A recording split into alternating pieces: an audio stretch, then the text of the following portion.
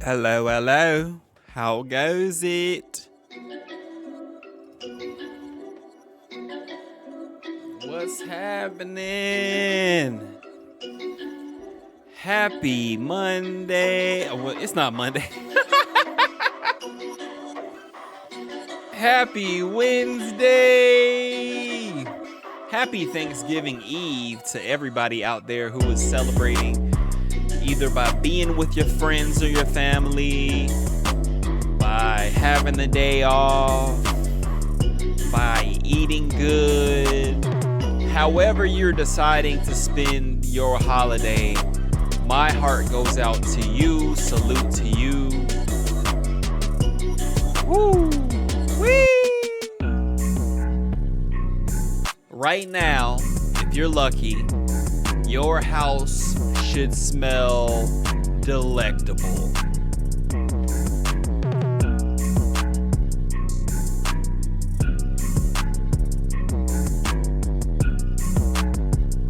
I hope that for you. I want that for you. I need that for you. Please make it so I can feel good about the fact that my house does not smell like food right now. I'm also trying to restart this watch because Pixel watches are trash. And you may have a good year out of them. Dog, like, in the realest of talks, I bought this watch, like, this time last year. And I'm having to force reset the watch to get the watch to work for a full day. It worked for one full day yesterday. Today, not so much.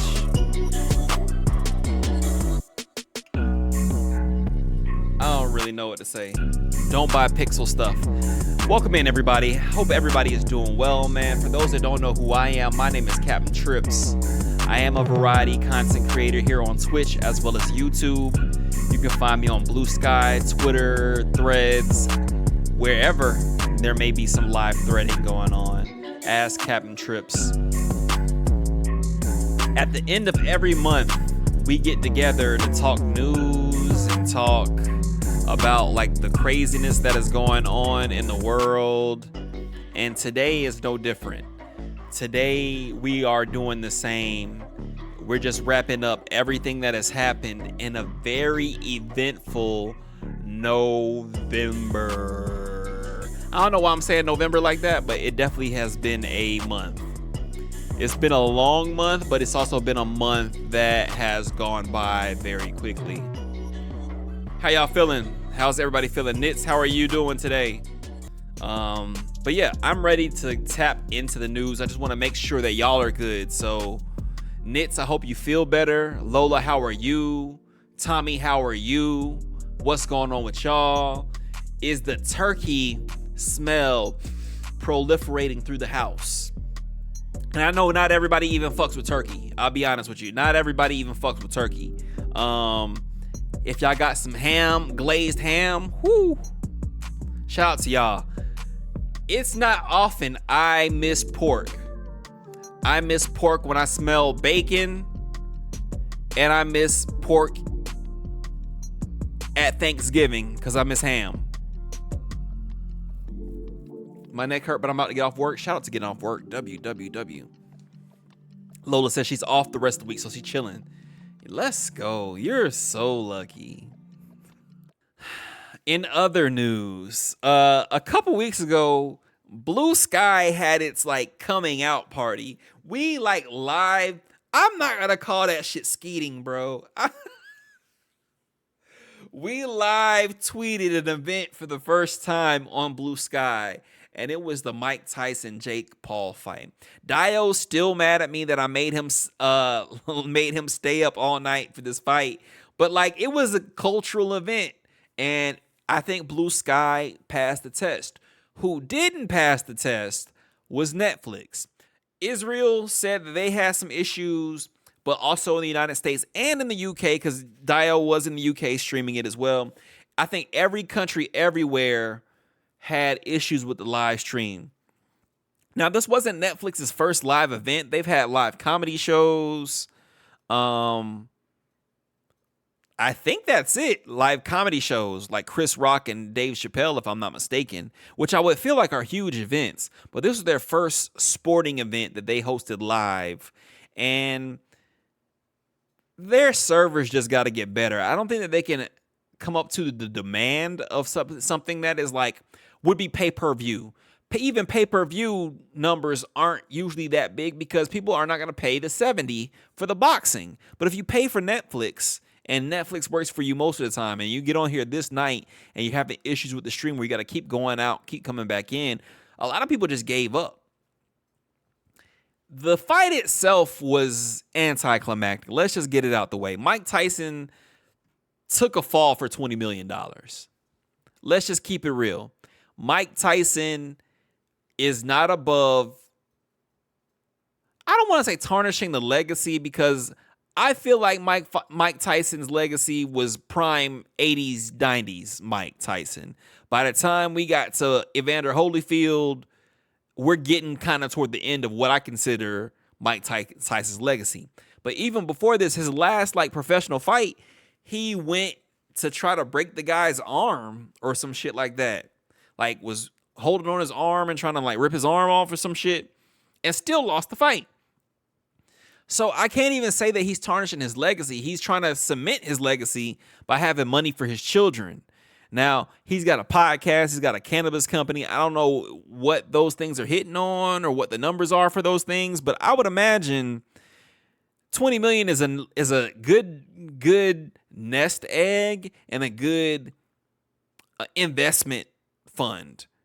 So I can't even be mad if I got paid $20 million to fight somebody and I couldn't fight them how I wanted to. I might take it, but I'm not Mike Tyson. And Mike Tyson said, fuck my boxing legacy, and took a payday, which is super valid. A great stimulus. Yeah, that's a good way to put it. I feel like the cannabis business is using his name and likeness, and he should be getting paid a licensing fee for that. It should be a monthly check coming, pretty big monthly check coming, or a percentage of profits in order to do that. And the eared gummies, he should be splitting out with Evander, but everything else should just be him. Personally, that's how I feel about it. Welcome in, Dio. But it's not 20 mil. True. Now, before this fight, everyone had the idea that these are rigged fights. Straight up. I didn't want to believe it. I didn't want to believe that all of the fighters that Jake Paul had fought up until this point signed on for the check. But it's very, when you think about it in that view and look at everybody that Jake Paul has knocked out or beat, they signed on for a check. I think the only person who was able to beat him with the rules that they stipulated was Tyson Fury's brother, Tommy Fury. Everybody else took the fall. They ain't Mike Tyson, though. Mike Tyson, I would not expect to get paid for the fall, personally. So that's why when they announced this thing, I was like, okay, well, maybe it's going to be for real. He'll finally get knocked out. But after seeing what we saw, honestly, within the first 3 minutes, I knew the fight was fake, and I knew how it was going to come out. Because the way Mike Tyson came out and was shuffling his feet, I'm like, he's either not ready or he's not willing to be ready. I think there were a couple of times where Mike did flash a little bit of speed and style on him, but he wasn't. It was contractually stipulated that he could not hit him with the Mike Tyson uppercut. I think at this point, we're padding Jake Paul's record so that at some point he could actually enter into boxing. And I hope he gets his ass whooped, but I will not be watching those fights. At this point, I've been hate watching this entire time. I refuse to even give it that anymore. Straight up. The fact that they stipulated, I think that once it hit 6 rounds, it became an official fight. So officially, Jake Paul is something in one, if I'm not mistaken. He only has the one loss. Just like The other Paul brother, Logan Paul, is a bona fide wrestler. And, we can talk about wrestling and the validity of wrestling or not. It's a very taxing business, taxing on your body, your mind, your spirit. And I know a lot of people who didn't make it out of the wrestling industry, but he seems to be a valid person. I don't know what the back end of any of that shit looks like. Any conversations with Triple H, none of them. But I know that they're not gonna fuck up their storylines for that. And I'm talking about for these people that are doing like product placement during the march to the ring. He's spraying some kind of cologne that they're about to announce or have announced. And I'm like, who's gonna buy this shit but 8-year-old kids? But that's who buys Prime, right? I don't know. At this point, Jake Paul, I don't like him. I haven't liked him since the Japan trip the first time and the shit that they were doing out there. It just seems like not a good look. And luckily, they've gone in with Mr. Beast, right? They've gone in with Mr. Beast on that, and he's fucking up his own brand, but he has his own problems. They are poisoning these kids. They are putting shit in the food that is only technically legal. I am not fucking with it, bro. I am not fucking with it. It'll be 10 years from now, and there will be TV ads coming on TV talking about, did you buy Prime in 2022 to 2024? You may be eligible for a class action lawsuit because these motherfuckers poisoned you. That's how I see it. And so when we talk about these fights not being real, we have these people who really want to take them on. I think that they have either, I can't even lie, it's either a paycheck or wanting to defend the sport of boxing. So we have 5 world champions who have called Jake Paul out since he beat Mike Tyson. Now, I ain't gonna say I know all these motherfuckers because I do not. All the boxers knew you get all the money if it goes full 6 to 8 rounds. Yeah, they knew that. But the only one who won on those with those rules was Tommy Fury, which makes me respect Tommy Fury a whole lot. But he is an active, up-and-coming boxer, and I know he didn't want to lose to this motherfucker. So I know he trained like, hey, I'm going to win however I need to win. I don't know what everybody else was on, except for the money. That's all they had to be, was for the money, right? Artur Beterbiev, I don't know. He's the reigning undisputed light heavyweight champion, offered to face Paul, but was mostly ignored. He's one of the scariest fighters in boxing, and he would be a massive favorite to destroy Paul if the 2 men met in the ring, which is why he was mostly ignored. I feel like Jake Paul is going to try to get to around like 10 people before he really try to fight people for real. Paul would never probably publicly admit it, but this is a fight he'd never take, as it put him in a tough position. Despite the massive advantage Beterbiev would have in skills and experience, he's nowhere near as well known as Paul, and that makes him that much dangerous. He has a lot to prove. Daniel Dubois, shout out to England. Whoop, whoop. I guess, yeah. The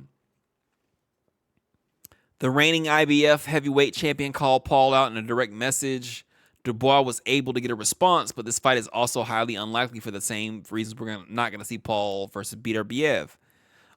He's close to aging out of boxing prime, which I feel like would be worth it to Jake, right? He's still deadly because he just beat old boy a couple months ago. Dubois is only 27, and Dios is aging out of his prime as a fighter, but I still like he's still in there. Julio Cesar Chavez Jr., I don't know. 38. I don't think that's a good matchup, personally. At this point, I don't want to see nobody in their 30s, in their late 30s, fighting Jake Paul. I want to see real fighters. I mean, but it's a name. Andre Ward is another one, and he's been doing so lately on podcasts and social media. But again, 40 years old. Ward hasn't boxed in 7 years, but he's only 40 years old and doesn't appear to have allowed himself to stray too far out of shape. But again, you haven't boxed in 7 years and you're 40. I don't want to see it. I don't want to see it. Quentin Rampage Jackson, he wants the check. Let's be for real. Rampage presents an interesting concept. Forget the part about doing it for no pay. That won't happen, nor should it. Jackson's prime in MMA happened more than a decade ago. So this would be about the check. He's 46 years old. The last time he competed was in December 2019. That's 5 years ago. He lost in the first round. Paul would likely be a noticeable favorite against Rampage in a boxing match. Why would we do this then? Rampage is one of the greatest personalities in combat sports history. Debatable. For that time, yeah, I can see it. But at this point, I'm not paying no money to see nobody fight this motherfucker, bro. I'm not. To me, it's all a jug. We could tell I don't really want to participate anymore. Like when he really start boxing people and really start making his way to South America, to England, to like really fighting people, to Russia, really fighting people, holla at me then. But until then, miss me with that shit. It's always about the money. They saw the checks they got fighting him and they want the money to set them up for life. And they can. They can. The only person who will not take the check is Floyd, because Floyd is too busy fighting exhibitions where he's so overclassed the people that he's fighting. He's so outclassing them. It's about the check and puffing up his record, which I don't take any of that seriously. I think Floyd's 49-0. I don't see him as 50-0 because I think the 50th came in an exhibition, and I don't count that. Floyd is still doing exhibition matches, bro.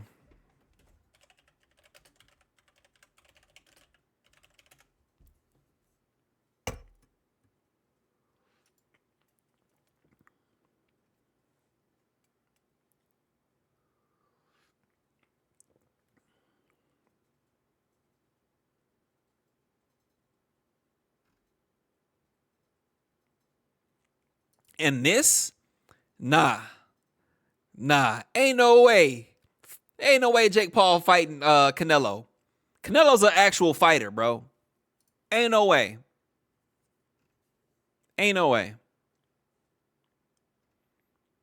I can't even find it, but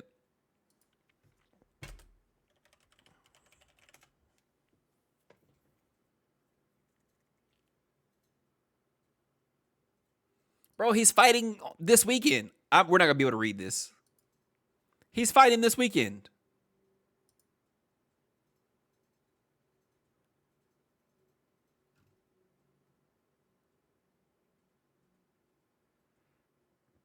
Mayweather sees exhibitions as an opportunity for fans to witness his greatness and extend his legacy on a global stage.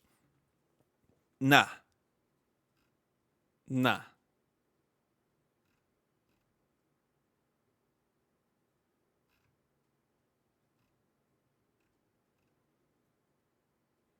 Since his professional retirement, Mayweather has fought several notable figures, including Japanese kickboxer Tenshin Nasukawa. He fought Logan Paul and Deji and Aaron Chalmers. I don't even know what the fuck none of that is.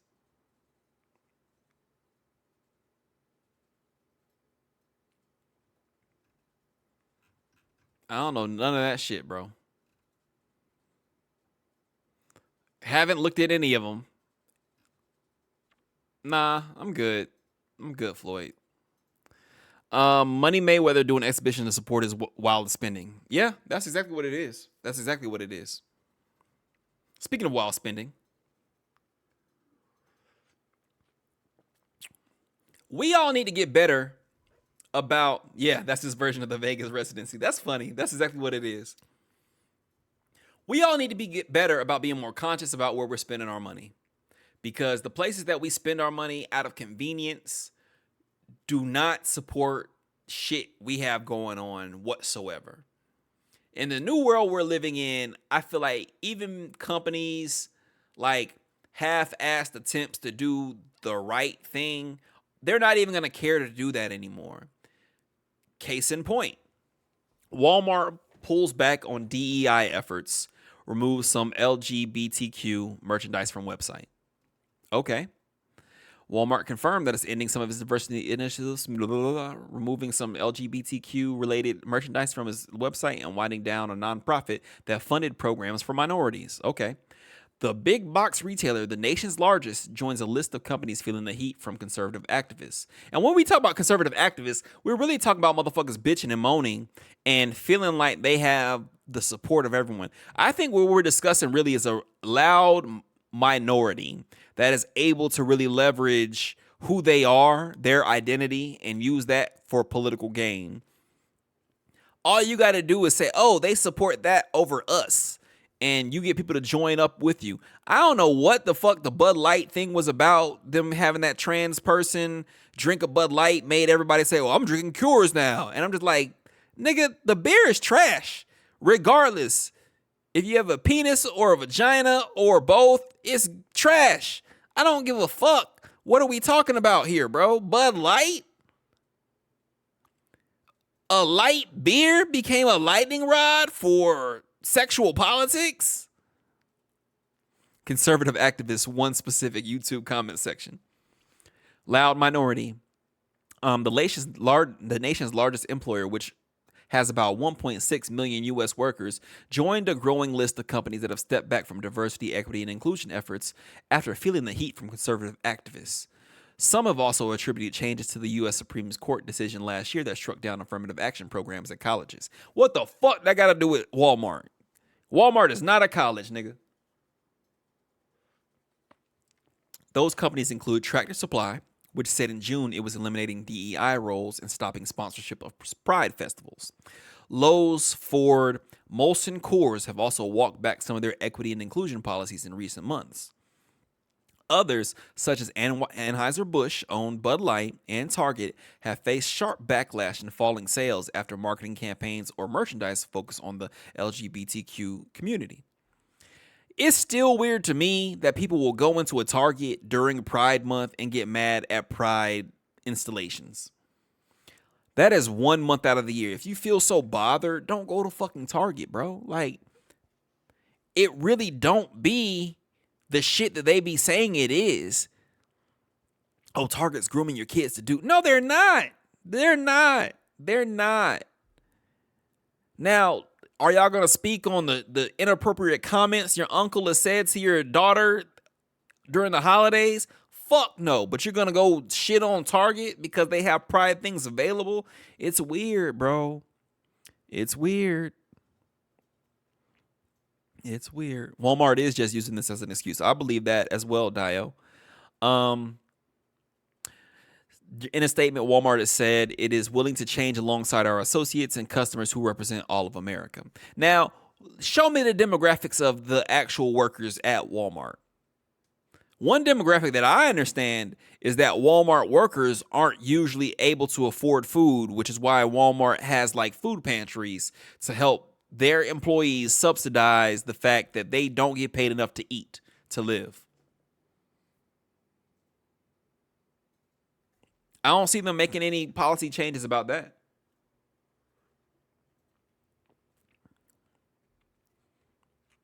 Among the changes, Walmart will no longer allow third-party sellers to sell some LGBTQ-themed items on Walmart's website, which is really weird because you can sell literally anything on Walmart's website. Walmart's website is like this, like, bootleg Amazon, and you can literally find anything, a bootleg knockoff of anything that you could ever want. They were selling 4PF chains on Walmart.com. But you won't allow LGBTQ items on the website, including items marketed to transgender youth, such as chest binders. She also said that they recently decided to stop sharing data with the Human Rights Campaign.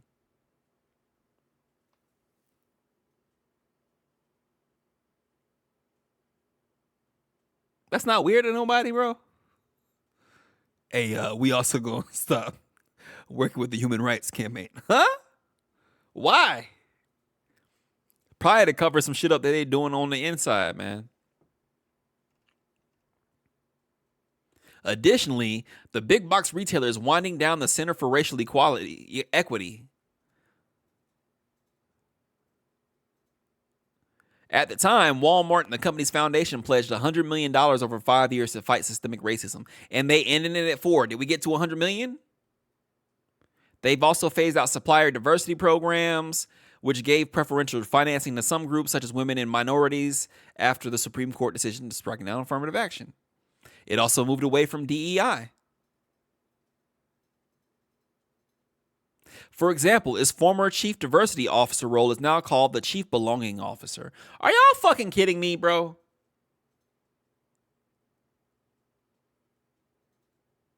The belonging officer? Y'all are stupid, right?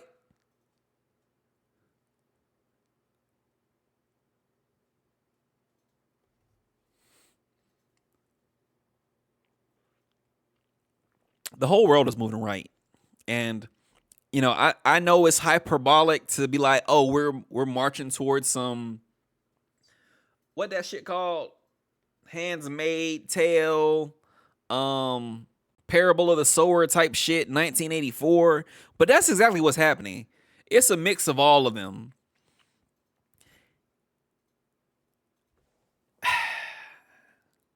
These people went all over the world, conquering the world, fucking up the entire world so that climate change is making people migrate. They're all coming here to where there are resources. And now, when the system that exists here shits on them, they're being told, hey, don't try to outwork it too much now. Let that shit be. And they're just riding with it. Who does that benefit? Who does that benefit? That's a real question for somebody to answer. Who does that benefit? The colonizers. That's the answer. It's just super interesting to me, man. Some recent changes came on the heels of pressure from conservative activist Robbie Starbuck. Is that your even real name, sir? Who threatened a consumer boycott of Walmart. Walmart should have said, come on. They should have said, come on. I feel like if any company in the world could withstand the heat, it would be Walmart. But I guess Walmart looked at what happened at Target and was like, nope, we don't want the smoke. Starbucks is a vocal DEI opponent. So if you're against diversity, equity, and inclusion, what are you for? Can we stop like the hyperbole? If you're against diversity, equity, and inclusion, what does that mean that you stand for?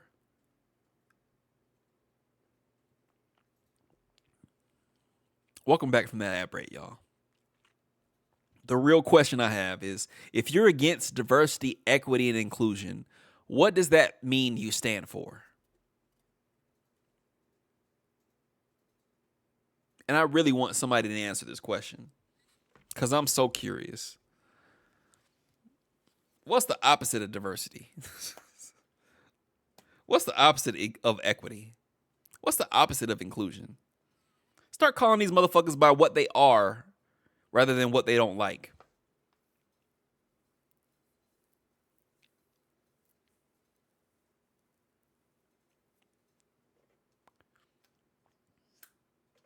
He said that this was the biggest win yet for our movement to end wokeness in corporate America.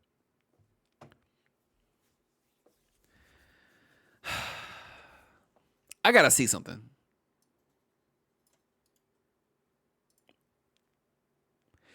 Him?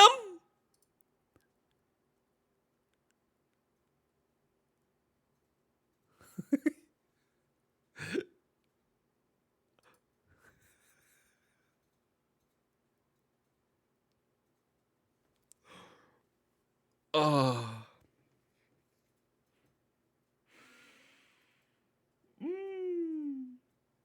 I had some words come to mind, but those words aren't really like in vogue right now. So I'm just going to keep it moving.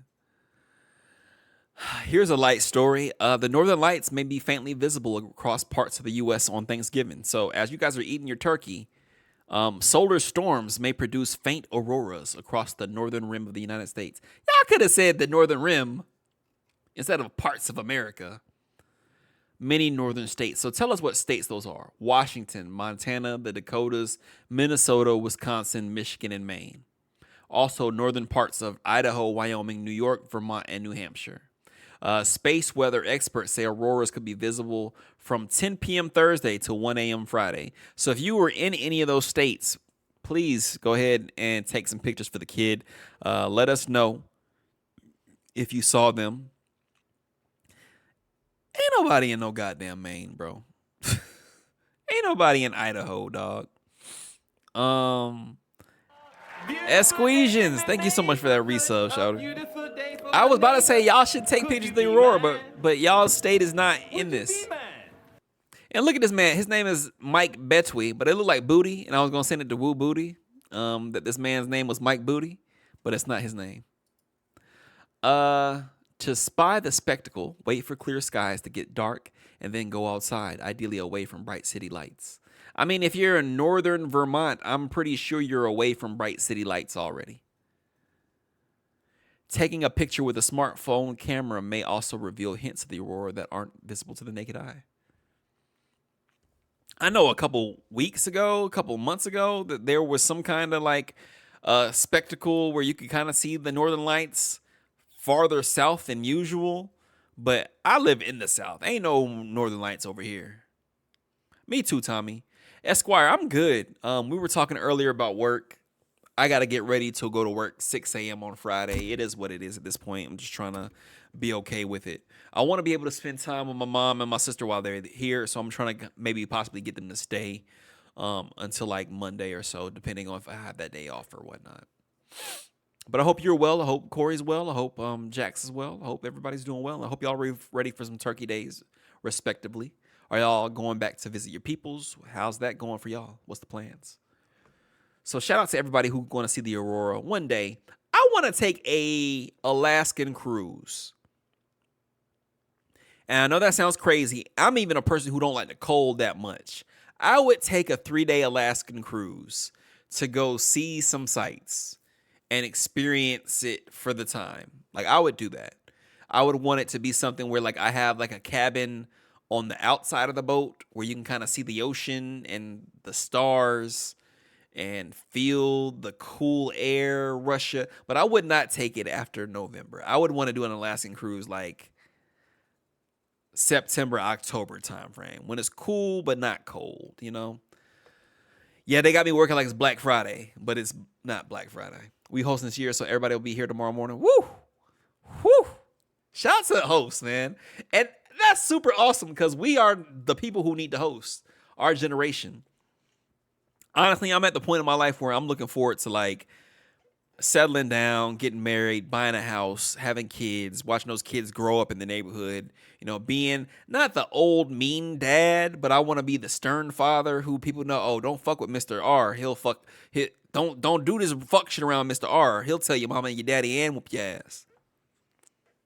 But I look forward to hosting and look forward to doing things like that because our generation, it's time for us to step to that plate because ain't no more barbecues in the summer unless we're the ones barbecuing, you know? It's one of those things. It's one of those things. You know what else is also one of those things? Schweppes and Canada Dry being sued for falsely advertising containing natural flavors. Class action claims. But the whole thing is the natural flavor is the ginger. Y'all don't know legalese enough to be one to sue these people. They ain't say it tastes like ginger. They said it has natural flavors, and the flavor of ginger is a natural occurring thing. They gonna sidestep the fuck out of this lawsuit. I'm telling y'all right now. Plaintiff Lillian Elliott filed a class action lawsuit against Keurig Dr. Pepper, who is buying Ghost. And if y'all know me, I wear a lot of Ghost. I've been an advocate for Ghost, but once this purchase is through, I ain't buying nothing from no big company. They be lying all the time. Lillian Elliott points to labels of various Schweppes and Canada Dry products which states that they are flavored with natural ginger flavor or naturally flavored without disclosing they also contain artificial flavor. They don't have to. They ain't say it's natural. If the shit don't say all natural, it says 100% natural flavor, though. That's interesting. These labels are both intentionally misleading and unlawful under federal and state law because they omit the material fact that the products contain artificial flavoring that reinforces and simulates the ginger ale's product's characterizing flavor. Is this a thing we're doing now? Who the fuck sat there and said Canada Dry must be just juice and ginger? This tastes exactly like ginger. Nobody ever thought that.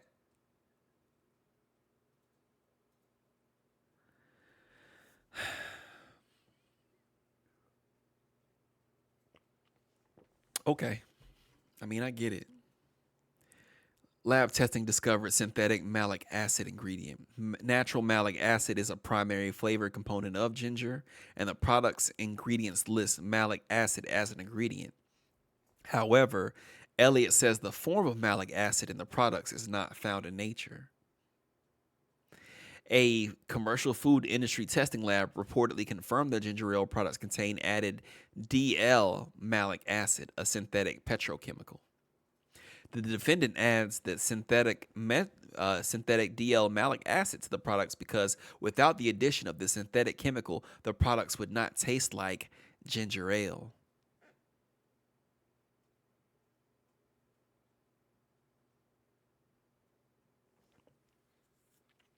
So I guess Apple Jacks better stop having those fucking commercials with the apple and the cinnamon racing, huh? Because we know good and goddamn well ain't no apples in Apple Jacks. Fruit Loops better stop calling themselves Fruit Loops, but they actually call themselves F-R-O-O-T instead of Fruit, F-R-U-I-T. So I think that they know enough not to do that, right? Life cereal isn't made from life.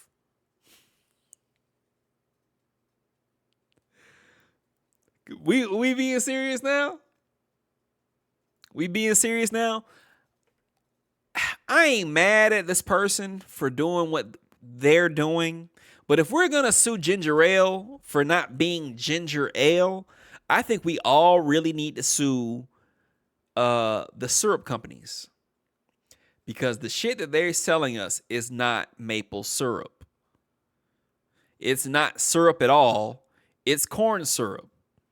If we getting down to the nitty gritty and want to have lawsuits about intentionally misleading the public, let's sue all of the food companies for everything that they have done over my lifetime. I'm not yet 40. Everything has changed in our lifetime. They've replaced sugar with corn syrup, which tastes sweeter and talks to your brain in a way similar to sugar does, but it's way more addictive, and that shit is not good for you at all. There is not any food study that can sit here and say corn syrup, to the extent that it is used in the American diet and the American food marketplace, is a good thing. So if we're suing somebody, let's sue the FDA. Let's sue every fucking food company ever for putting corn syrup in everything and addicting the babies. Yeah, I know Pop-Tarts aren't good for you, but there's a part of my brain that feels really good when I eat the fucking Pop-Tart. Sue Kellogg's. I ain't saying I'm a sue Kellogg. I feel like somebody should sue Kellogg and I should get in on it. And I should be one of the primary plaintiffs because I done gave Kellogg a lot of fucking money. I don't know. Is that real frosting on those Frosted Flakes? Or is it starch corn syrup? Everybody need to get sued. If this go through, everybody everywhere needs to get sued because everybody lying, dog.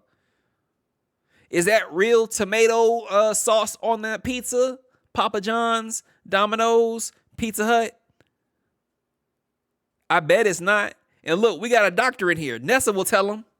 Nessa, go ahead and get the paperwork ready. We're suing all of the food companies for lying about everything. Tell them, Nessa.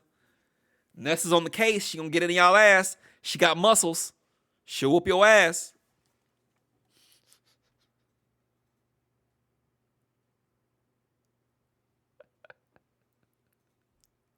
Nessa walked in like, huh? What is going on? Everybody been lying for years. Apple Jacks don't taste like apples. Anyway, let's continue on. Yeah, I mean, I get it. But at the same time, when I drink a Canada Dry, I don't think I'm drinking real ginger ale. I think if I was at the store and said, hey, I want to drink something that burns my throat.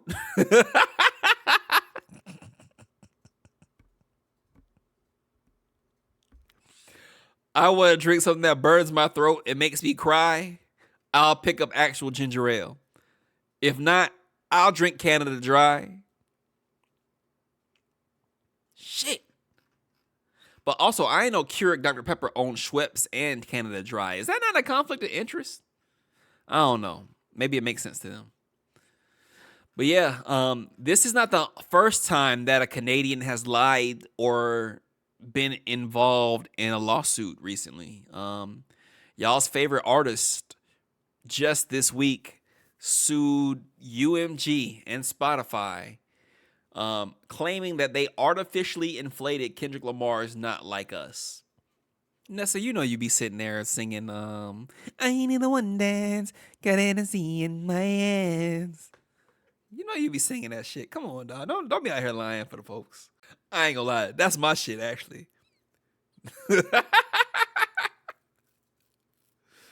That dance hall era Drake, it was kind of straight, bro. I ain't gonna lie to you. Just go home. We're coming home. Coming home. Sorry. Anyway. Drake has initiated legal action against Universal Music Group and Spotify over allegations that the two companies conspired to artificially inflate the popularity of Kendrick Lamar's Not Like Us. In a filing on Monday in a Manhattan court, Drake's Frozen Moments LLC accuses UMG of launching an illegal scheme involving bots, payola, and other methods to pump up Lamar's song. UMG did not rely on chance or even ordinary business practice attorneys for Drake's company, right? It instead launched a campaign to manipulate and saturate the streaming service in airwaves. Drake's attorneys accused UMG of violating the RICO statute. They also alleged deceptive business practices and false advertising under New York state law. The court filings are a remarkable twist in the high-profile beef between the two stars, which saw Drake and Lamar exchange stinging diss tracks over a period of months earlier this year. It also represents a stunning rift between Drake and UMG, where the star has spent his entire career, where he first signed through Young Money, then signing directly to Republic. Oh, Lamar has also spent his entire career with UMG. Interesting. In technical terms, Monday's filing is not yet a full lawsuit, but a so-called pre-action petition, a procedure under New York law that aims to secure information before filing a lawsuit. Parties named in such petitions will not necessarily be targeted in the eventual lawsuit, and the allegations in Monday's filing seem more squarely aimed at UMG than Spotify. In a statement to Billboard, UMG spokesperson sharply denied Drake's allegations. The suggestion that UMG would do anything to undermine any of its artists is offensive and untrue. We employ the highest ethical practices in our marketing and promotional campaigns. No amount of contrived and absurd legal arguments made in this pre-action submission can mask the fact that fans choose the music they want to hear. Spotify declined comment. Drake's attorneys claim that UMG carried out a scheme in a variety of ways, including by charging Spotify vastly reduced licensing rates in exchange for the streamers recommending the songs to users who would search for unrelated songs and artists. They also claim UMG paid influencers to boost the song on social media and also hired armies of bots to fraudulently spike the numbers. I want to get to here before I start. UMG conspired and paid currently unknown parties to use bots to artificially inflate the spread of Not Like Us and deceive consumers into believing the song was more popular than it was in reality, Drake's lawyers write. In one particularly eye-catching claim, the petition claims that UMG paid Apple to have its voice assistant feature Siri purposely misdirect users to Kendrick's song. Online sources reported that when users asked Siri to play the album Certified Lover Boy by Drake, Siri instead played Not Like Us, which contains the lyric Certified Pedophile. So let's stop. That is not the whole lyric. The whole lyric actually goes Certified Lover Boy, Certified Pedophile. So if you're asking Siri to play Certified Lover Boy, the album, right? The AI hears Certified Lover Boy, and in the most popular song in the world, if that is a lyric in there, yes, it's going to direct to it. I don't think that was a thing that they did on purpose. AI is untested and unknown. Who the fuck knows why it does anything? But the algorithm was more tapped into the hottest song of the summer than your album from 2-3 years ago. Let's get that together. My biggest claim about this shit and why Drake, I think, feels so comfortable even launching this lawsuit is because he knows that they can do this shit because they have done it for him. Let's go back to the material claims here. Drake's attorneys claim that UMG carried out its scheme in a variety of ways, including by charging Spotify vastly reduced licensing rates in exchange for the streamer recommending the song to users who would search for unrelated songs and artists. I've been saying for the fucking longest time that Spotify's algorithm doesn't make any sense. I can play fucking an actual African artist, and I can listen to their album every day for a year. And if I had the feature that would allow Spotify to just serve me songs after that album or that artist is over, somehow, some way, they would always serve me a Drake song. Like, for the past 3 years, Drake has been in my top 5 most played artists. And even though I listen to the nigga music, there's no fucking way, dog. It ain't no way. Except if I'm listening to some shit and it makes them play your shit right after. I can say that has happened often. If we go back in the last 2 or 3 years, there are artists, there are listeners, there are... Shut up. Shut up, Dial.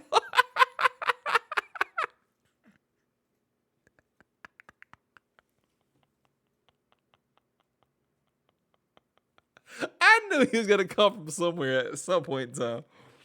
There have been people who have said, hey, bro, Drake is not even on this playlist. Why is Drake on the cover of this playlist? And my whole thing about it is most people don't get that kind of fucking publicity. He's one of the biggest artists in the world. But like, y'all, I could be listening to fucking Beethoven. They're going to play Drake after Beethoven. It's proven. So the fact that he is even coming at them from this angle is super interesting to me because it risks blowing the lid off of his whole operation. Because I just don't think that motherfuckers become the most streamed artist in the history of music per chance. And he may be famous, but there's no fucking way, bro. Niggas in Indonesia are listening to Drake? I'm not saying they're not. Maybe back in the day, but not now. Not for the dogs, Drake. And that's the really interesting thing about going about this. Number one, you lost the beef. Let's just put it out there. You lost the fucking beef by music. You had one good song that could be replayed at any point in time in or after this beef. Family Matters is that track to me. Outside of that, nobody can even think of anything else that you've done or said. You tried to hold everything down by just being like, oh, I'm going to stream on Stake and gamble and say a little slick shit here and there. That's not going to work, bro. That's not going to work in this instance. Secondly, you lost the beef forever when you brought lawyers into the beef, bruh. oh, the song wasn't the song. It don't fucking matter. The song is nominated for a Grammy. Not that I know Grammys like dictate everything that happens within the culture of hip hop, but like nobody even playing your shit no more, bruh. Nobody even playing your shit. I was talking to one of my friends he was a very staunch OVO supporter, almost as staunch as Maul from the Rory and Maul podcast. But if he would have just sat down this summer and then around like September or so started releasing music, actual like music that people wanted to listen to, he could have like salvaged things for himself. I ain't saying he could have won the beef, because the beef was over at that point. The best thing he could have ever done was turn the page. They are, but also outside of the numbers, I think that it's also like an industry award, because the Grammy voters are people in the industry, like producers and publicists and people of that nature, and it's about like the biggest record for them.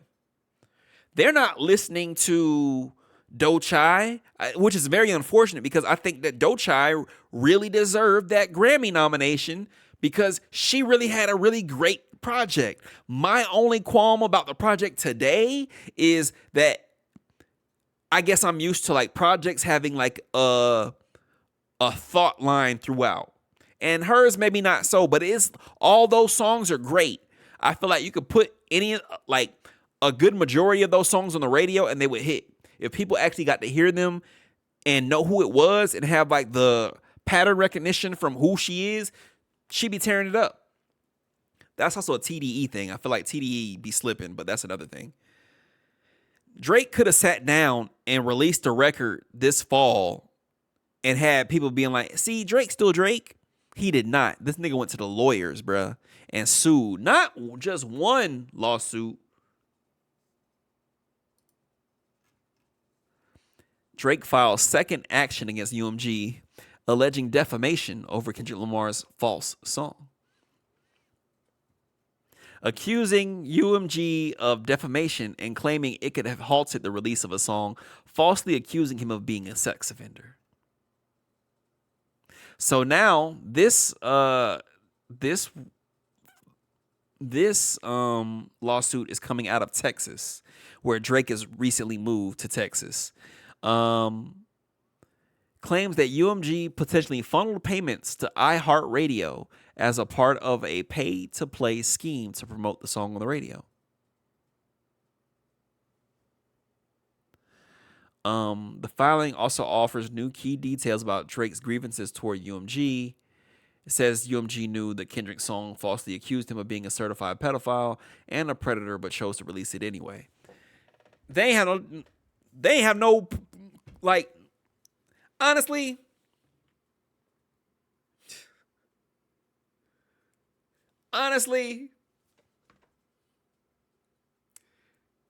I think the only thing they could have not done was push it as an official radio release. But I think they would have left a lot of money on the table. If we're going by the money standpoint, I just feel like it was a hit from the first time I heard that song was coming back from a party on Cinco de Mayo, and I was like, oh, this nigga made a hit. This is a hit. I listened to that song every day for like 2 months.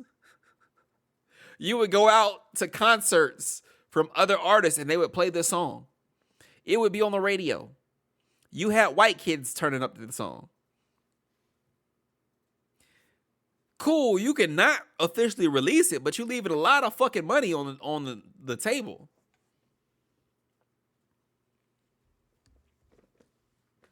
I don't doubt that he's trying to get out of this contract.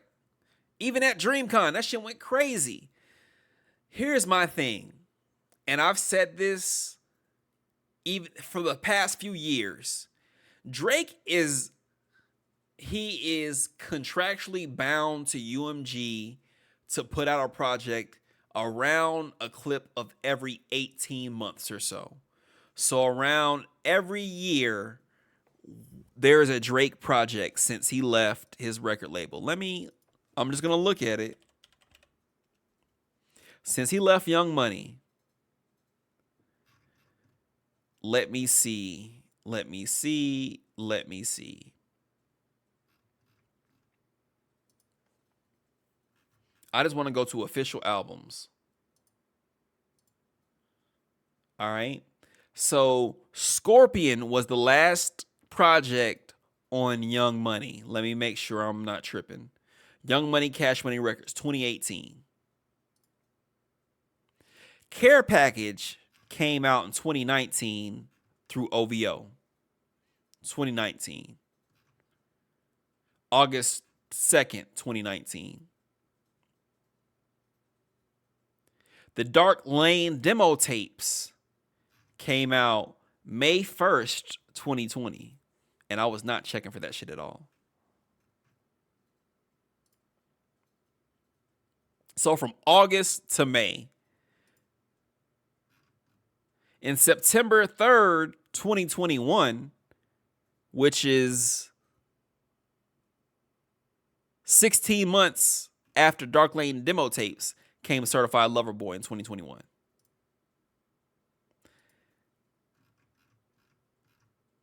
In June 2022, he released that half-ass dance album, Honestly Nevermind.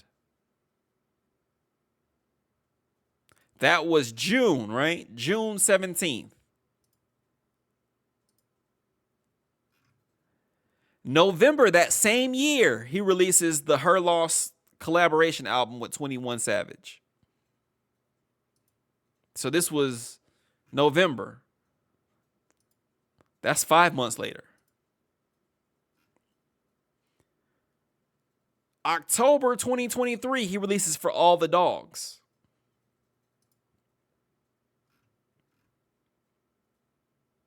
The next month, he releases an extended edition of All the Dogs. So this is the only year he did not drop an album. And that's if you're not counting all those Lucy's that he dropped. He dropped a shit ton of Lucy's this year. Outside of the beef. I don't know, man. It's tracking for me. It's tracking for me. But I feel like he wants to be away from that. Their long projects, as a fan, Certified Lover Boy, I like 1, 2, 3, 4, 5, 6 songs out of 21. For All the Dogs, I like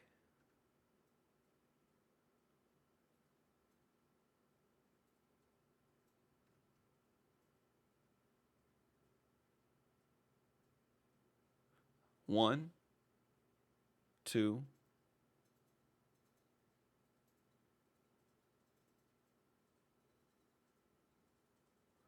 2 songs out of 23.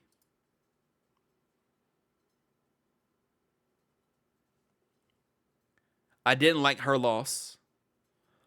Honestly, never mind. Honestly, that would be my Stockholm Syndrome album because I like a few songs off of that. But yeah, we're throwing up numbers and the quality is declined. I don't know. It's funny to me, bro. It's funny to me. He says that UMG could have refused to release or distribute the song or required the offending material to be edited or removed. UMG chose to do the opposite. UMG designed, financed, and then executed a plan to turn Not Like Us into a viral mega hit with the intent of using the spectacle of harm to Drake and his businesses to drive consumer hysteria and, of course, massive revenues. Nah, I just think that you were on the tail end of a joke, bro.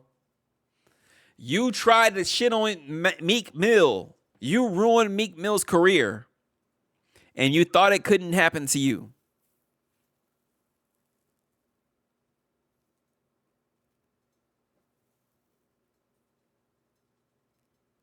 Yeah, bro, I'm not going to lie. I sat here and said that I listen to the man music. At least I give it a passing glance. But is it fucking, what that shit was called?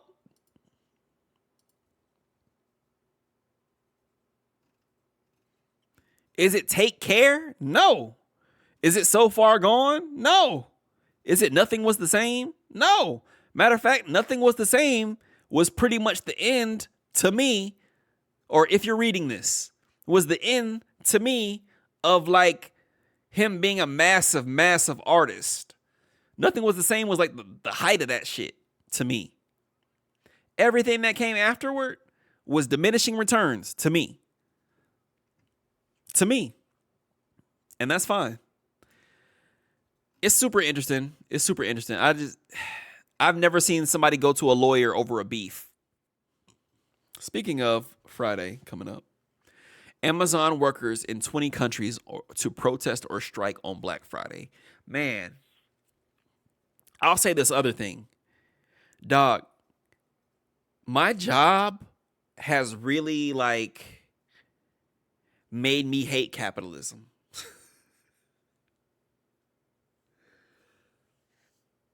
I am afraid of Friday and working at the post office during this holiday rush. Why would anyone ask Yassine Bey, the man who made a movie about the craft of art, if he thinks Drake makes great rap? I mean, because they know what he's going to say, and they want to get that little clip, right? And the whole thing about it is, I don't think he should have followed up with any clarifying comments. Stand on it. If Mos Def can't speak his mind about who he thinks makes great rap, then where are we, right? Where are we as a culture? Nobody has ever asked Black Thought what he thought of Drake. Why haven't the Roots collaborated with Drake? Nobody's ever asked that question. Because we know why. It's the shiny suit theory. That's what it is. Anyway. Thousands of Amazon workers are expected to protest or strike in more than 20 countries during Black Friday to press for better workers' rights and climate action from the U.S. retailer.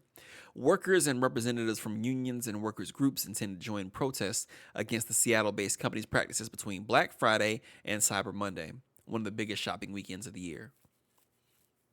The deals don't even really be that good on Amazon, bro.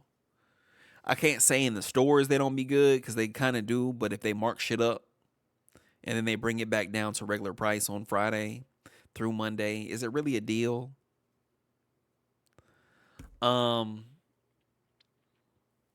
Action is planned in big cities across the U.S., Germany, the U.K., Turkey, Canada, India, Japan, Brazil, and other countries, coordinated by the Make Amazon Pay campaign, which calls on Amazon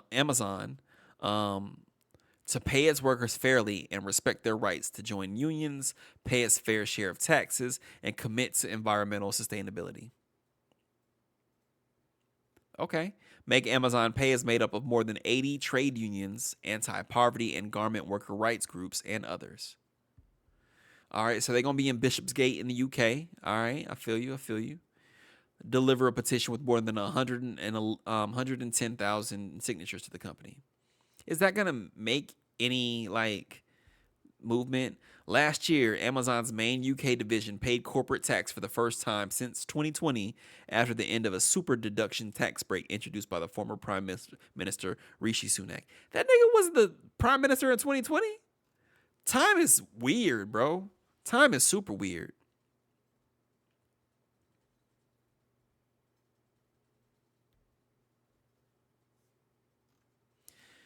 Yeah, man. If we really only understood how big Amazon is, that they feel like they don't have to pay people correctly, they don't have to pay taxes, they don't have to worry about their footprint. If we only really understood those things, maybe we could try to, like, put a tamp on things, right? But the thing about it is, Amazon, even if they were, like, pushed to pay their fair share for workers' wages, to diminish their footprint, they would only pass that cost down to the customer. And so, like, they know for sure that nobody's ever gonna, like, argue for more, um, argue for higher prices on the shit that they like or need. So I don't know. It's a catch-22. But people will vote for a guy who will increase the prices on everyday items that come into the country because of tariffs. They will do that. And so this is the part you've been waiting for. Last month we did an election special. And so the outcome of that election was pretty astounding here. Your friend Donald Trump was elected as the president again. The Republicans won control of the Senate and the House.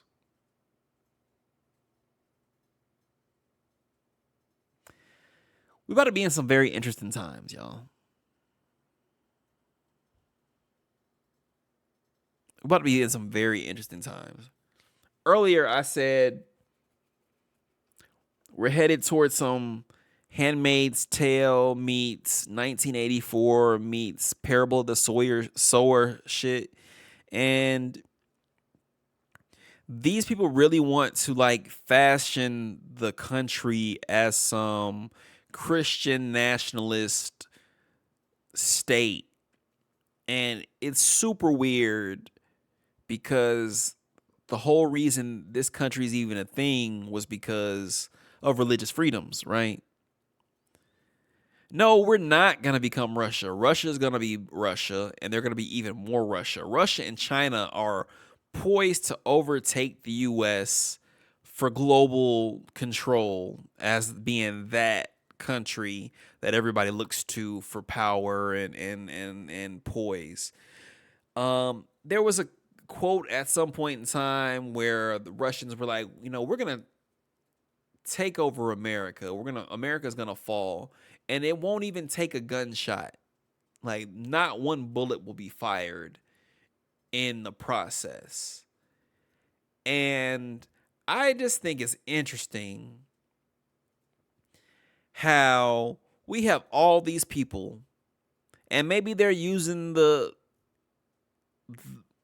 maybe they're using the system as it's set up now because it will also benefit them. But I just don't see how you prop up somebody who has such close ties to a dictator of another country who wants to pacify your country and call yourself a patriot.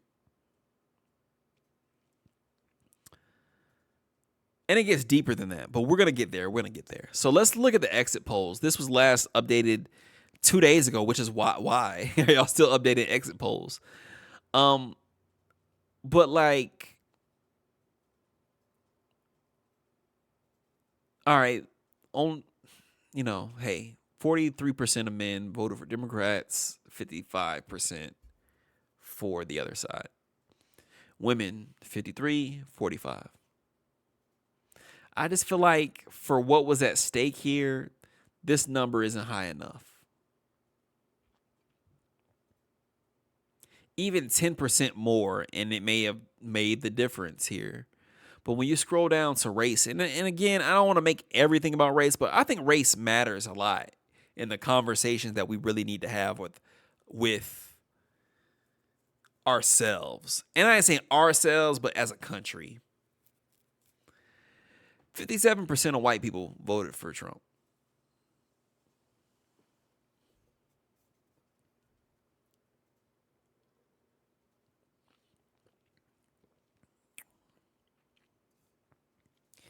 And I'll be honest with you.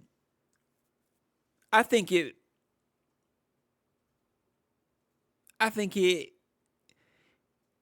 it's interesting to me because I just look at every person that I ever interact with and I just assume that they did. Because I'm closer to being right than I am for being wrong. We'll get deeper into it, but it's just like looking at it and trying to figure out who people are. Like what your values are.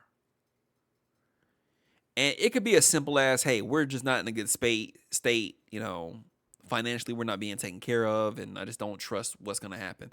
That lady said she was gonna give like $25,000 to anybody about to buy their first house.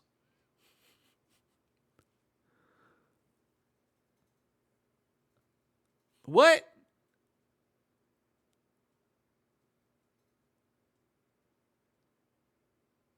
This man said he gonna put tariffs on everything coming in the country. Do you know how much comes into our country?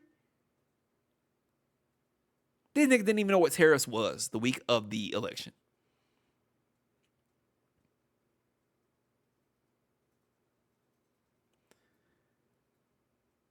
The reason we're this fucked up is because companies have taken utter control of the job market, the housing market, the fucking stock market.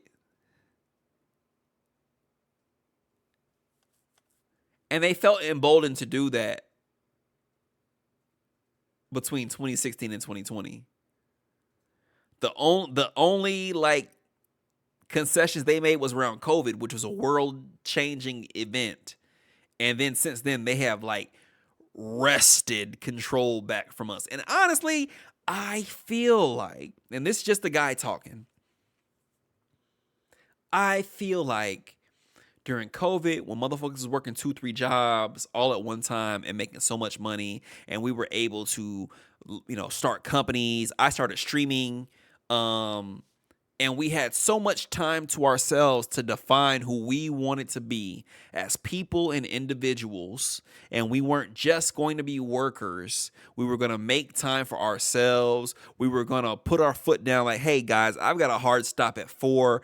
My kid has a thing and I'm going to be there. Company was like, nah, dog.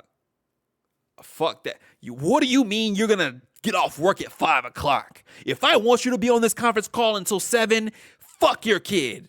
And everything that has happened has been them wresting control back from the worker class. There's really no reason for so many people to be out of work as there is right now. Greed, yes. Yes, greed. Probably a top 3 reason. But there's not any real good reason to lay off hundreds of thousands of people twice in a year, 3 times in 2 years. Like, the fact that the stock market is full of both individuals, but individuals are not sitting on boards making demands for profits over people. That's not what's happening here. The big money motherfuckers, I'm talking about like BlackRock and like institutions that own more stock than people for a company, are sitting here demanding companies provide profits all the time, no matter what the fuck happens. Profit only. And if you don't provide profit, we're going to fucking wrestle control of the whole company and we're going to lay everybody off. So you better lay people off before we lay everybody off. Ain't nobody got no big nuts to hold and be like, nah, come do it. Run this shit into the ground if you want to. Not one person, not one company. At a certain point, it don't even pay to be a public company. But also, companies should not be able to lay hundreds of thousands of people off and then buy stock back. Like, make it make sense. You ruined 250,000 people's lives this year. You don't get to buy your stock back and have more control to do whatever the fuck you want over it. There should be no dividends for any company who lays off more than 5% of their workforce as a means to be profitable. Now, if y'all are a failing company and you got to do what you got to do, cool. But no dividends come from those companies usually.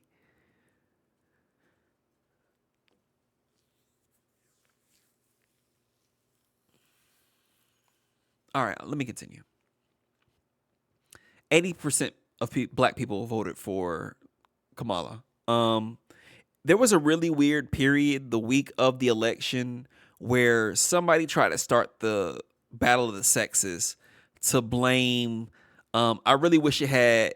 Okay, to blame all black men for this 21% of black men. And again, I think this 21% is high. Maybe it's grown since the election, but like 77% of black men voted for Kamala. Why are we having a battle of the sexes thing about black men that day? Like, what the fuck is going on, bro? I feel like people were just miserable and looking for someone to scapegoat, and this 21% of black men represented an opportunity to make all black men the scapegoat. But let's also dig into the fact that this number here, 5%, bro, of the voters, period, that's just not a big number, dog. Like, that is the smallest number here. Literally all other races is a bigger number than black men. So let's also just dig into why there are so many black men who are disenfranchised, whether it be through emotions or literally they can't vote.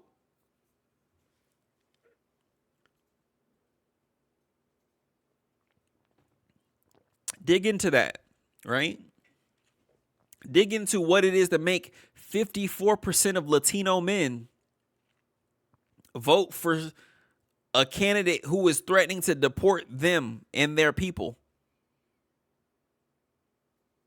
along with 39% of Latino women.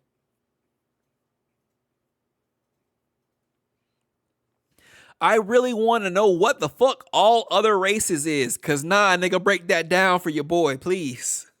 Please, what is all other races? I want to see the Asian population. I want to see the Asian population. And I mean Asian and Southeast Asian. I want to see that breakdown. Because I was listening to NPR, like maybe in the weeks leading up to the election, and they were talking to some Southeast Asian people that live in like Wisconsin, and they were like, they didn't care Shawty is of their ilk.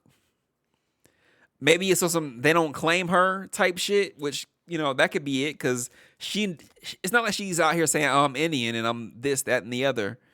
She says she's black.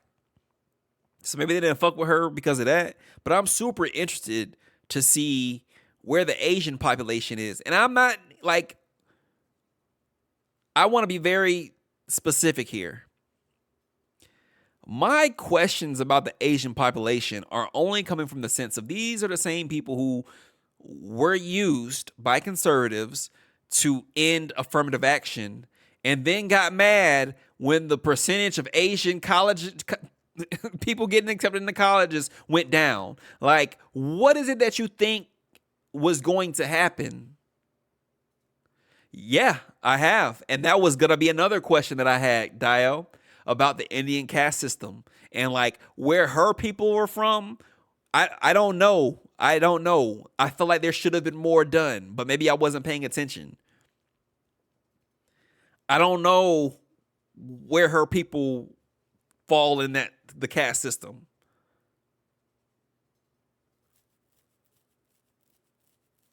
I don't know. But I know they feel strongly about that shit. I remember a couple years ago, maybe it was 2022 or maybe 2020, when California was like they were on the verge of being like, yeah, don't bring that cash shit over here. And they went ham. They were like, no, no, no. Y'all will not do that over here. Correct. Understood. The majority of Indians who can leave India are from the educated caste. Yep.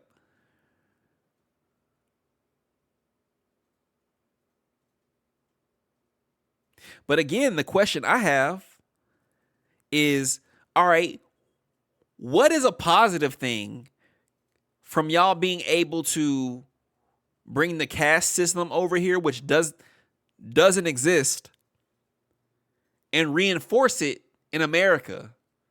What is the benefit of that? If not to subjugate one party.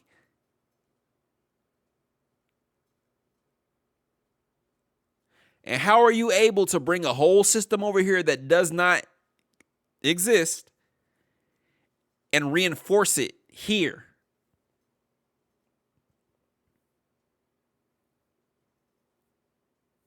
Just curious.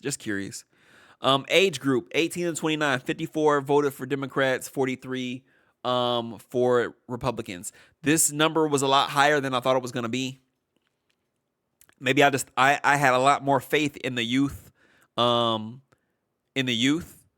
also the Logan Paul boys are probably of this ilk. Their fans, the prime drinkers, are probably of this ilk. And we're not even going to speak on young white women and what they have going on. As I was driving earlier today, just overheard some of the residents I was delivering to, and again, I told y'all how I felt about all palm colored people.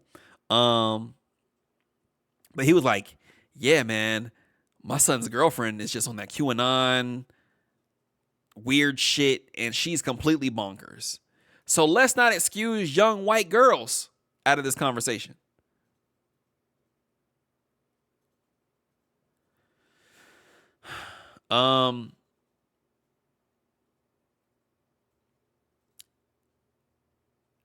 I think the older you get, the more conservative you get. So these numbers pan out for me, except around here. It was almost 50-50. Also, I just kind of feel like what happens to your benefits when Trump gets in? I guess nobody cares. When you look at age by gender, almost 50-50. 30 to 44 leans right. 45 to 64, overwhelmingly right. 65 up, overwhelmingly right. Same. Well, look at black people, dog.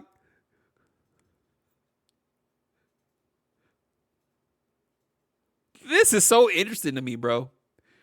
This is so interesting to me.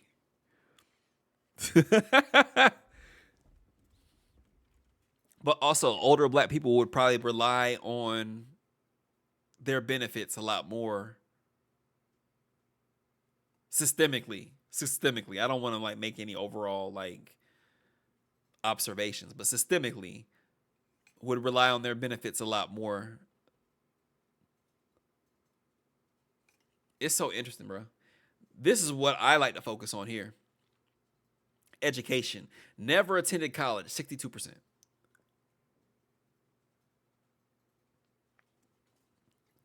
Yeah, that's the true thing as well, Dio. Dio says older black people were alive during the 60s and 70s and they can remember the struggle for the vote.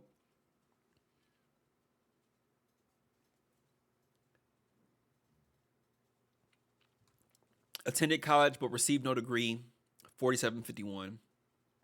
Associate's degree, 41.57. Bachelor's at least, 53.45. Advanced degree, 59.38.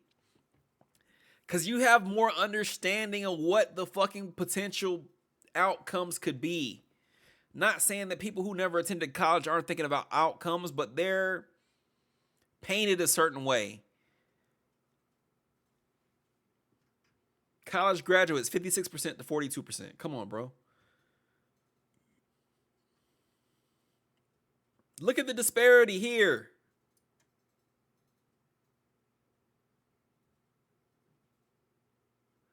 That's insane. But also there is a divide coming with young people as well. And I don't know how y'all feel about like high school education, but when I was in high school, we had college prep and we had tech prep. That's what they called it. And tech prep was supposed to like get you ready to have a technical job or to enter the workforce. That's like the people who did shop, or really all we had was shop, to be honest with you. I think we had an auto mechanic class, but it wasn't like we had an HVAC class or we had things to prepare you to go to HVAC school so you can learn. There's so much money in that. In recent years, because of the cultural divide and culture wars, as they call them, I don't know if y'all remember, like at a certain point in time, there were what the fuck did they call them? Like places on the campuses where certain shit just wasn't allowed. That has now fed into the culture war. So now that there are a lot of young people who don't even want to go to college, because culturally they feel like it'll make them softer or more liberal, and they don't want to do that, so they just don't go to college. And I'm not saying you need to go to college, because you definitely don't need to go to college. If you can avoid going to college and getting into debt, and you can get a good paying job, there's a lot of money in trades, 1000%. But college is becoming synonymous with liberal. And so I think that there is even a subset of people who don't understand that liberal arts majors doesn't mean liberal arts. It just means liberal arts. Also, at a certain point in time, this country, which is a company, decided to make an emphasis on STEM degrees, STEM jobs, technical things, and that's fine. But what we gave up was how much we leaned into those liberal arts. There is nothing to balance this hard subsect that goes, oh, well, if you need to work 80 hours a week, you got to do it. With, no, you should just like learn to paint and act and, some of the shit that we grew up on. Like, I know who Georgia O'Keeffe is because of art class in school, in elementary school. Kids don't have that. I played the violin for a semester before it broke. Kids don't have that.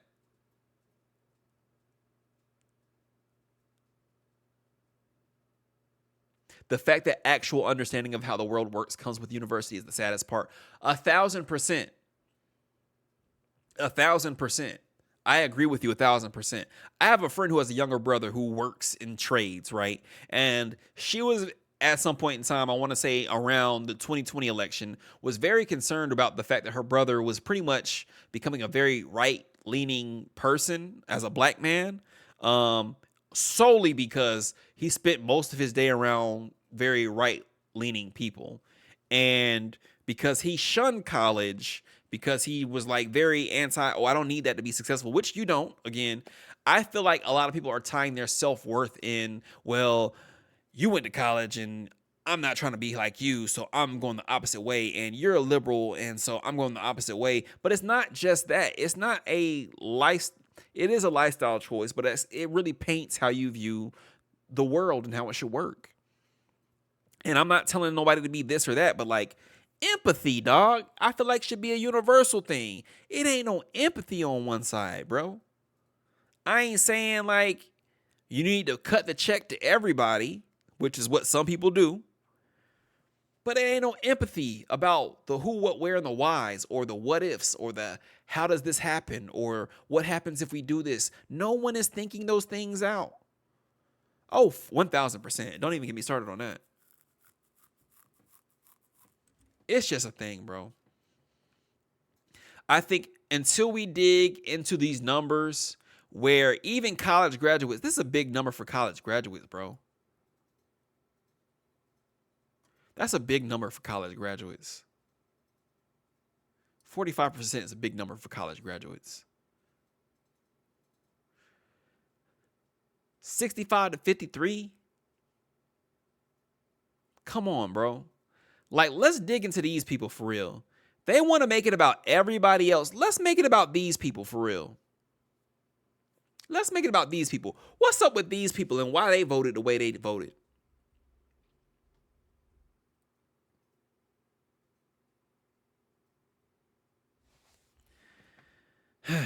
I don't know.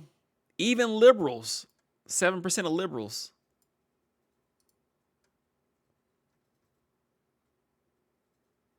They got into it. They went really into it. Protestants, Catholics, Jewish people were like, nah, I don't think so.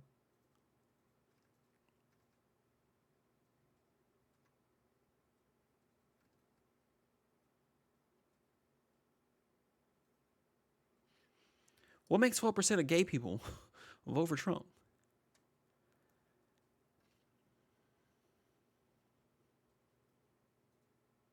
This doesn't surprise me, though. That doesn't surprise me whatsoever. 88% of people who said the economy was poor voted for that guy. 70% said not so good or poor, voted for that guy.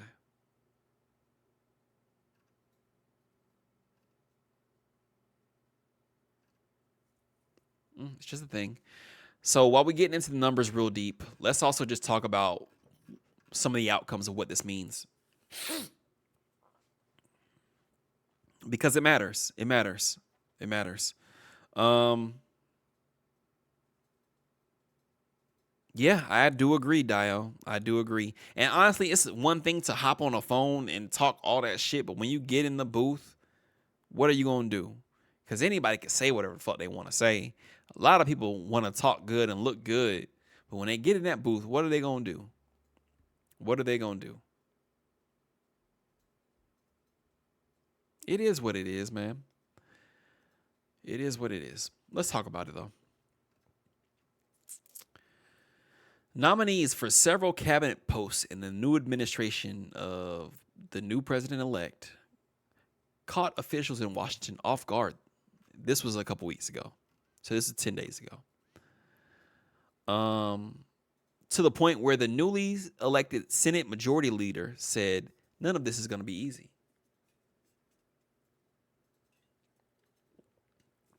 That's an understatement, as at least 4 of Trump's second-term picks to date could qualify as a problem nominee.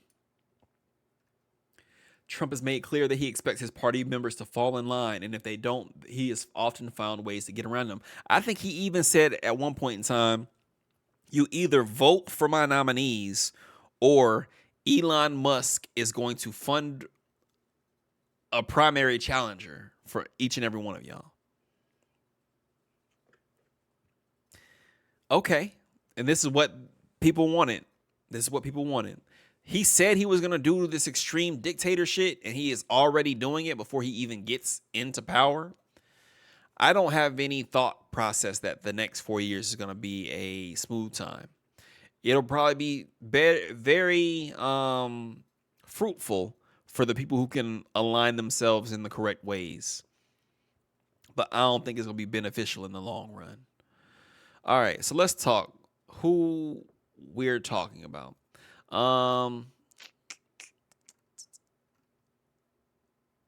Okay. Marco Rubio, Senate Secretary of State, that's probably going to be an easy vote for a lot of people. Then he nominated Pete Hegseth, an Army vet known for his weekend commentary on Fox News, as Secretary of Defense. Although a veteran of the Iraq and Afghanistan missions, he does not have the background that senators have come to expect of someone appointed to head up the Department of Defense. Hegseth's frequent attacks on the uniformed leadership of the armed services has included talk of firing current generals, including at the highest levels. Because that would be a smart thing to do, right?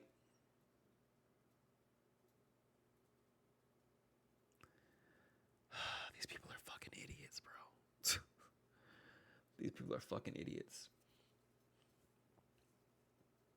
Some outside observers found it hard to believe Trump was serious about the choice, suggesting that President-elect was mostly giving the Pentagon a shot across the bow.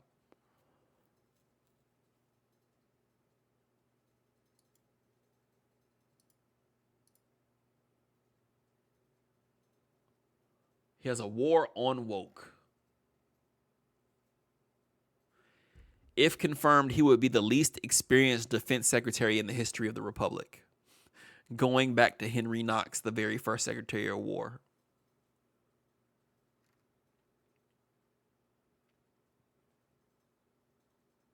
He left the Army National Guard as a major in 2021.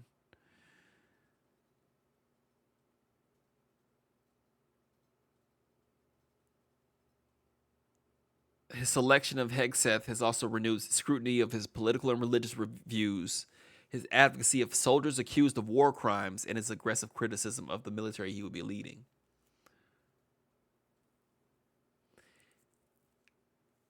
The pick was embarrassing, according to an anonymous subject. Language was more colorful. Another official who was not authorized to speak publicly said he had to Google Hegseth's name. The job of Secretary of Defense should not be an entry-level position. And I question the president's choice of a television news host to take on this immensely important role.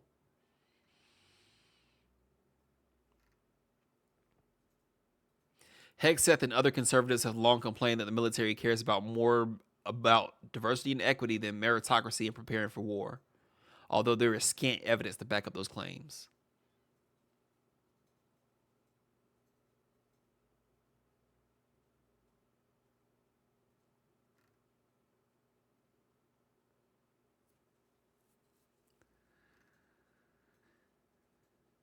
He went on to laud the integration of the military in 1948.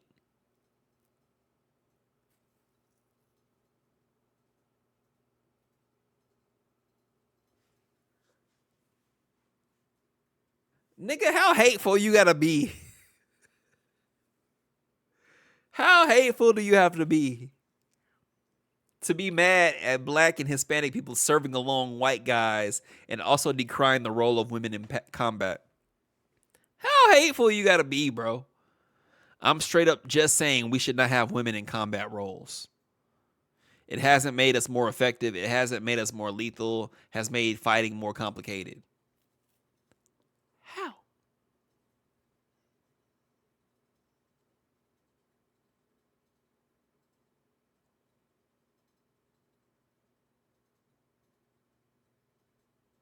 Hegseth has also spoken forcefully against the military's efforts to address domestic extremism, which he labeled a purge. In the podcast interview, he said he had been removed from the National Guard duty at President Joe Biden's inauguration because he had been deemed an extremist by his leadership due to a tattoo on his chest. Now, Ace brought this up in the Discord. The tattoo on his chest is not just a regular degler tattoo. According to his account, the tattoo in question was identified by his superiors as white nationalists. Is that not an issue? The symbol that Hegseth identified as the subject of the controversy is known as the Jerusalem Cross and looks like a large cross with 4 smaller ones in the corners. Hegseth has said that the tattoo emblazoned on his chest is simply a symbol of Christianity. However, it was a different tattoo that prompted the complaint. 6 days before the inauguration, a former member of the D.C. Guard's anti-terrorism and force protection flagged in an email to a senior officer that Hegseth had imprinted on his bicep the Latin phrase Deus Vult. The phrase, which translates to God wills it, was the battle cry of Catholic crusaders in the 11th century CE when they sought to wrest the Holy Land from Muslim control. No, this nigga served in the army too, bro. He just was in the National Guard when he got out.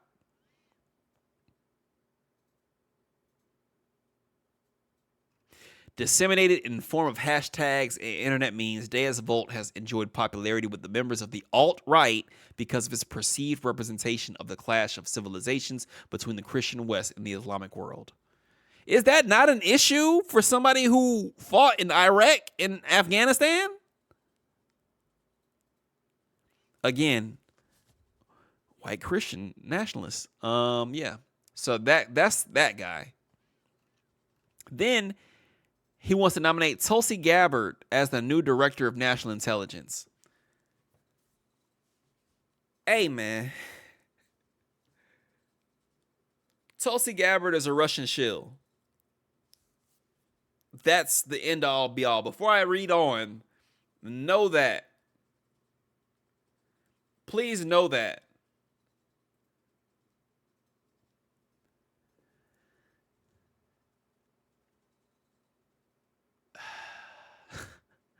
Gabbard is another veteran who has been critical of forever wars.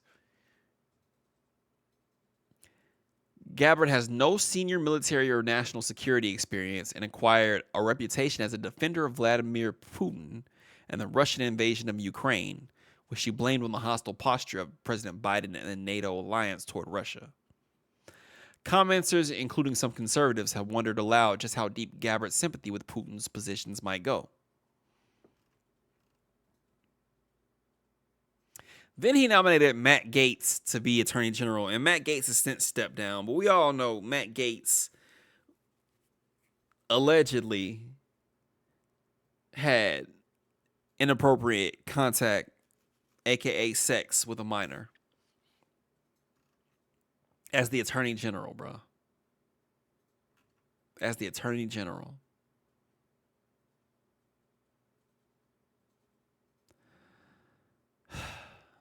Then he wants to appoint Robert F. Kennedy as his Secretary of Health and Human Services.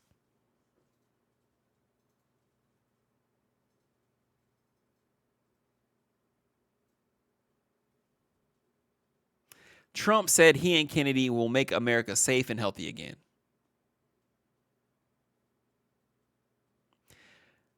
Being the Secretary of Health and Human Services would give RFK responsibility for the Food and Drug Administration, the National Institutes of Health, and countless programs providing medical care and protecting the public.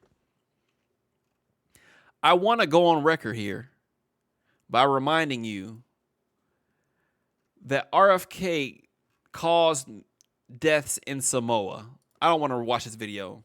So this person, Derek Lowe, wrote in August about RFK. I just want to go back to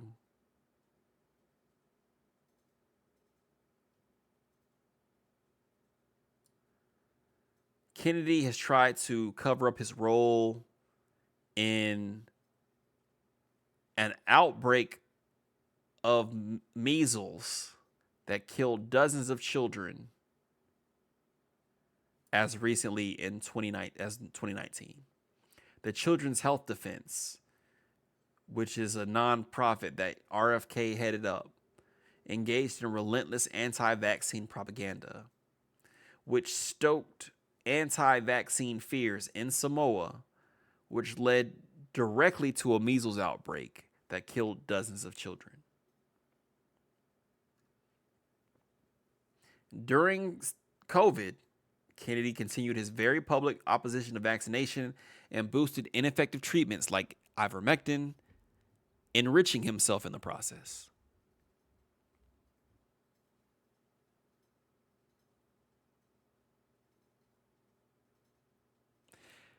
He recently expressed that they're going to end the crime of chemtrails during the second Trump administration.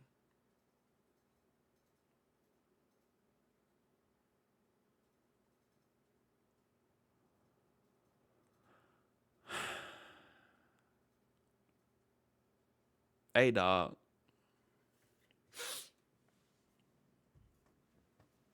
All this to turn this into a white Christian nation. Whoever has to die in order for this to be what people want it to be. Then, motherfuckers is accused of sexual assault. Not only are you a white nationalist, you're a rapist too. So we have a child sex offender and a rapist in the cabinet for the rapist? What are we doing? And I ain't asking everybody because everybody don't care. But I'm like, the people who care or say they care about this country, y'all care how much? Because this is foolish, bro.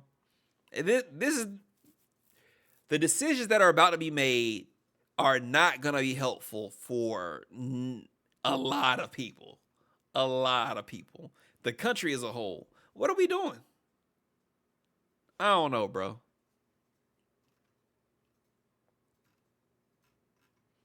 So this is a whole 12-minute segment on Consider This from NPR. If y'all are interested, I can put the link in the Discord, but I'm not going to play it here.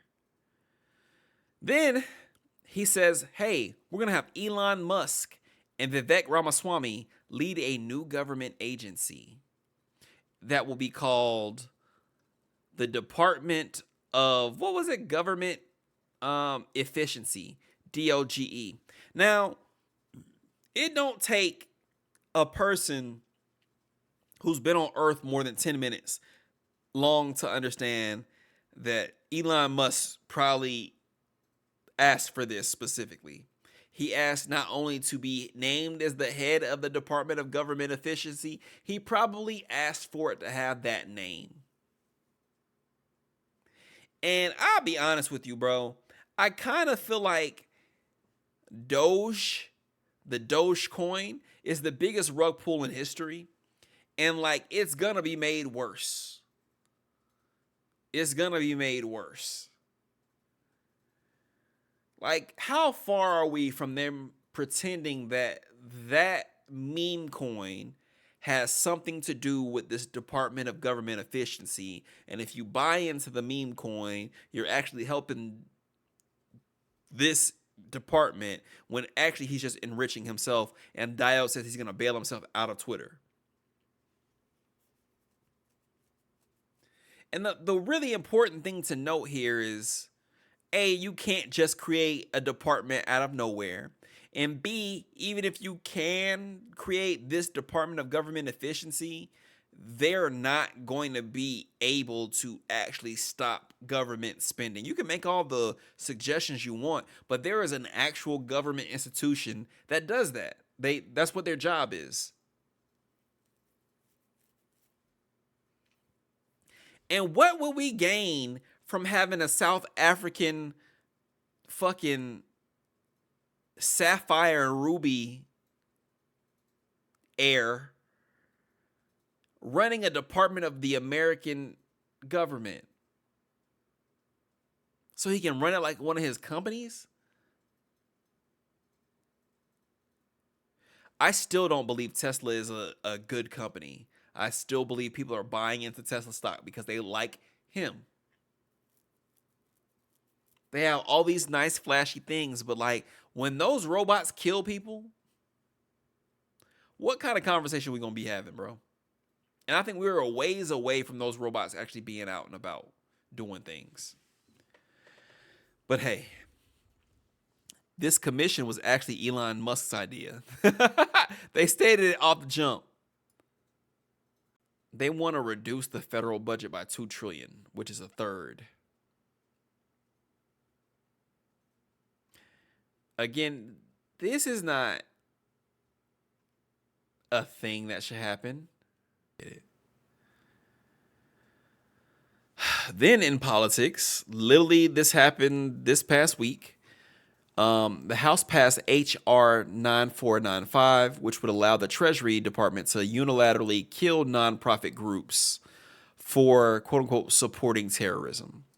So here you have the vote, where it was 204 Republicans and 15 Democrats to side with them.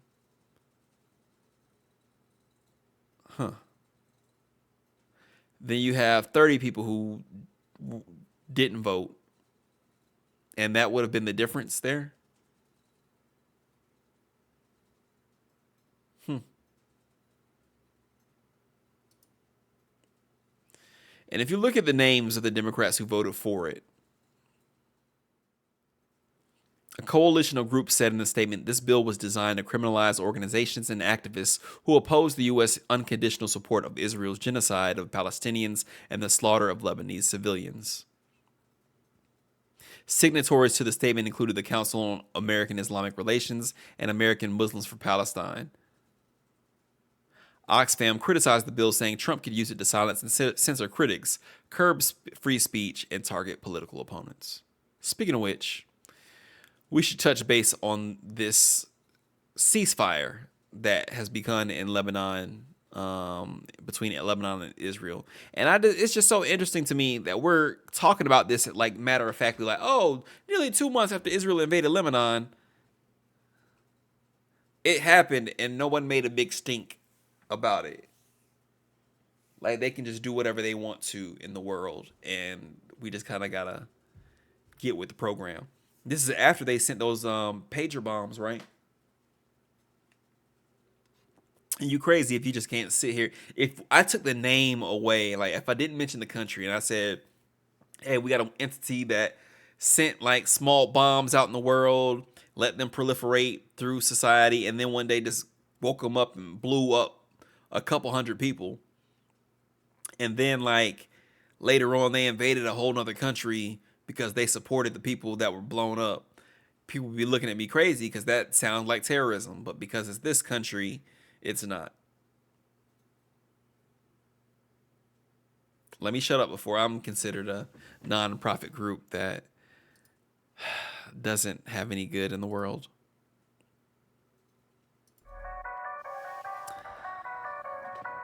November's been crazy, bro. And I feel like we just getting started. Wait. Dial saying, wait, there's more?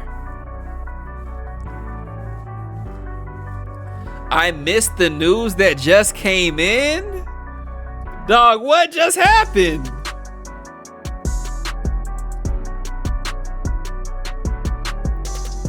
I kind of don't want to see. Sisters on BET is trending?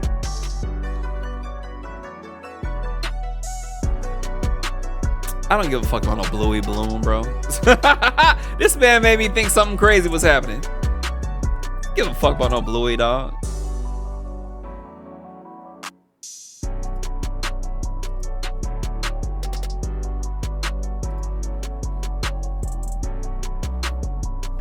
All the kids gonna go crazy because the Bluey ain't gonna be in the parade. Who cares, dog? The kids care. I'll say that, the kids care. But as for me and my household, I don't give a fuck.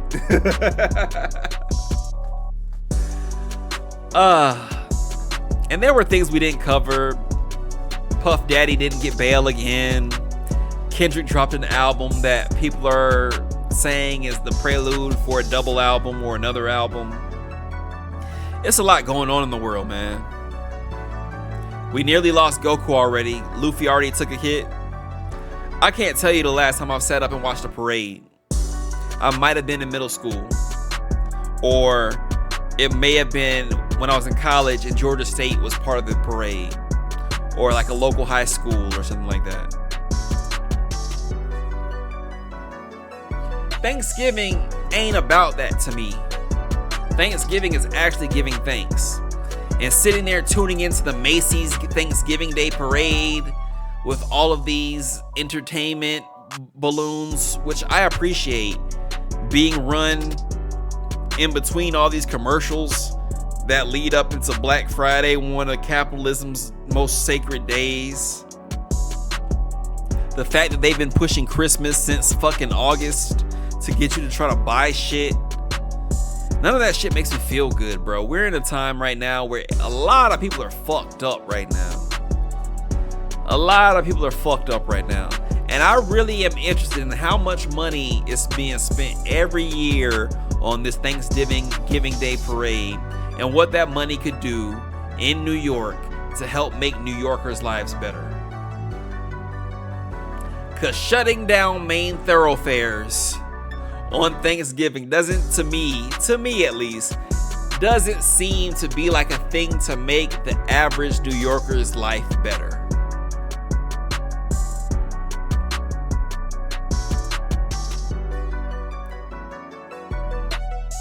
I mean, but I'm glad it happens. I'm glad people get to come out and see the spectacle, you know. But I really want y'all to like focus on your families, man. Definitely spend time with your people. Shout out to Esquire and Corey being the hosts. That's some real grown people shit. Shout out to y'all. My mom and sister will be up here tomorrow. I'm looking forward to spending some time with them. Not looking forward to working early and all day Friday. But I'm going to spend the time that I have with my people while I have them. Make sure you love on your people. Make sure you rest. If you got the days off, please rest. Don't go out in the streets and spend money unless you have to. Really, man, I'm grinding so I can get a telescope for somebody. I mean, I would think it's pretty dead in the streets because they also know, hey, don't go this way. But I just can't imagine the way New York is set up that means that the other ways around and about town are not flooded. I could be wrong though. I'm not a subject matter expert on New York. I've only collectively spent a week in New York. much love to all y'all, man. Thank y'all so much for coming through to another news roundup. This will be posted before Sunday. Like I said, spend time with y'all people. Love and be loved upon. I appreciate you all.